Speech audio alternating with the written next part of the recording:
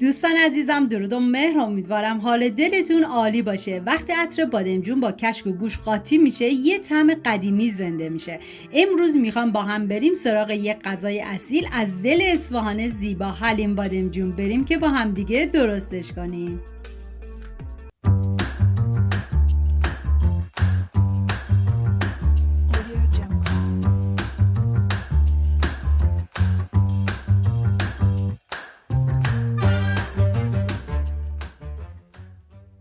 ما نیاز به 500 گرم گوشت گوسفندی داریم که من از گردن استفاده کردم. میذارم داخل قابلمه و یه عدد پیاز رو به صورت خلالی ریز کردم بهش اضافه میکنم. 130 گرم لوبیا سفیدم از شب قبل خیس کردم و بعد از اون به گوش اضافهش میکنم و 2 عدد برگ بو هم میریزم داخل قابلمه و ادویه هم که شامل زردچوبه، فلفل سیاه و پودر گشنیز است بهش اضافه میکنم و ببینید برگ بو و پودر گشنیز تو رسیپی اصلی این غذا نبود، پس قابل حذفه.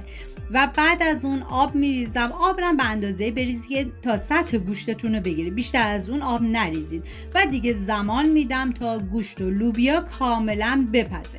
حالا توی این فاصله میریم سراغ بادمجون که من از 3 تا بادمجون استفاده کردم و بادمجون رو پوست میگیرم و بعد از اون به صورت نواری برش میذارم.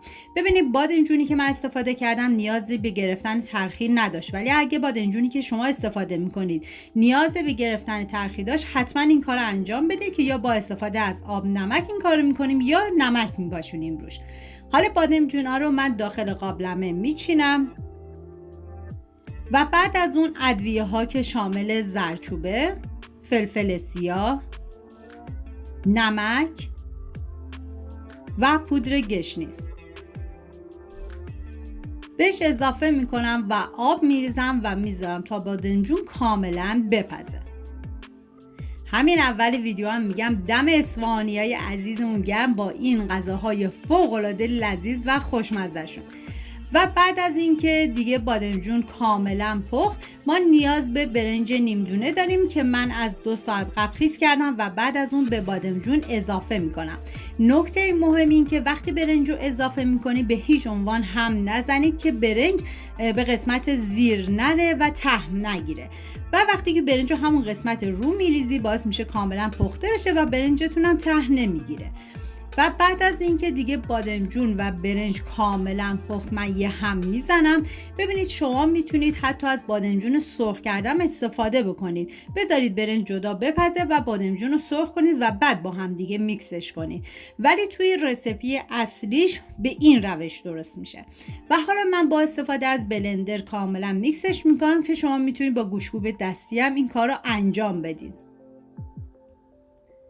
ببینید نکته خیلی خیلی مهمی که برای حلیم بادمجون و استفاده میشه اینه که توی این قسمت شما از گوشت‌کوب برقی میتونی استفاده کنی، ولی قسمت بعد برای گوشت و لوبیا به هیچ عنوان از گوشت‌کوب برقی استفاده نباید بشه.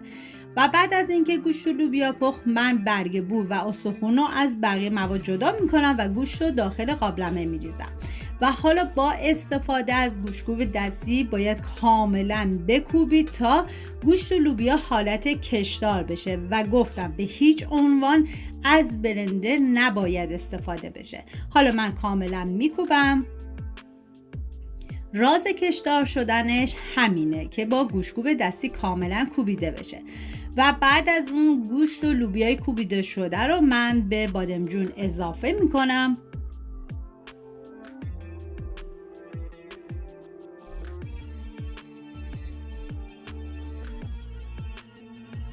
من چند نوع غذای دیگه هم از اصفهان درست کردم که واقعا یکی از یکی خوشمزه تر بود و این حلیم بادمجون اصفهانی هم واقعا عالی و بی‌نظیر بود.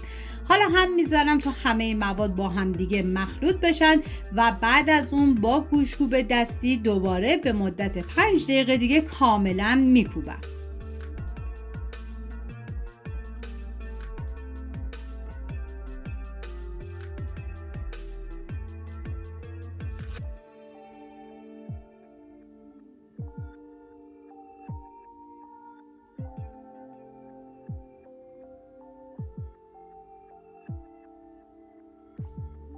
و بعد از اینکه کاملا کوبیده شد من اول یه هم میزنم ببینید کاملا حالت کشدار.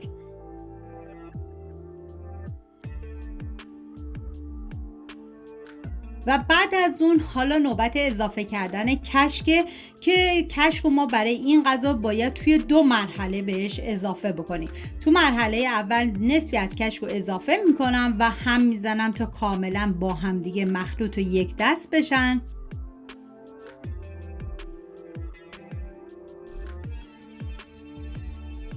و الباقی کشک رو تو مرحله دوم بهش اضافه میکنم و دوباره هم میزنم.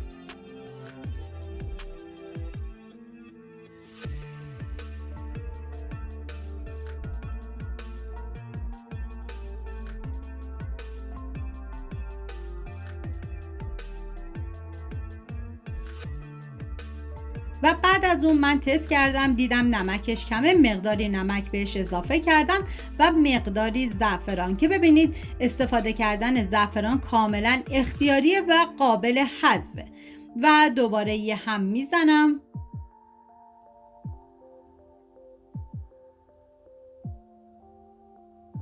واقعا جای تک تک شما دوستان عزیز خالی دست به کار بشین و این حلیم بادمجون اصفهان رو درست کنین که بی‌نظیر بود.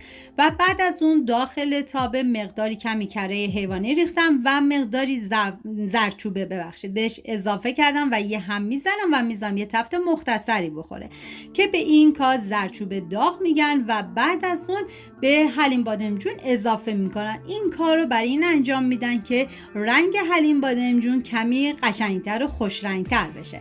و بعد از اون هم میزنم و بعد از 1 دقیقه دیگه زیر حرارت رو خاموش میکنم. و اینم از حلیم بادمجون خوشمزه ما. اگر این طعم به دلتون نشست همینجا کنارمون بمونید. هر هفته طعمی و خاطره تازه. سابسکرایب کردن یادتون نره. و در آخر من با کشک، نعناداغ، پیاز چیپسی هم تزیین کردم. ممنون از همراهی همیشگیتون. تا یه خوشمزه دیگر، بدرود.